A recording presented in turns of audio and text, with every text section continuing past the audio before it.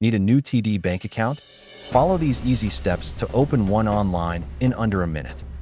Have your driver's license or passport, social security number, and a proof of address ready. Open the TD Bank mobile app or visit td.com and tap Open an account. Choose checking or savings. Then select the specific plan that fits your needs and press Continue. Enter your full name, date of birth, contact details, and social security number exactly as shown on your ID.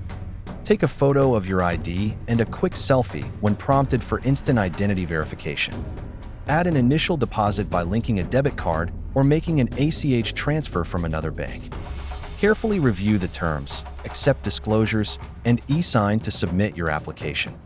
You will receive an email and an in-app confirmation with your new account number and next steps.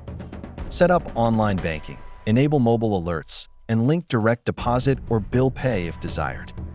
If something stalls, use in-app chat or visit a local branch with your ID and documents to complete verification.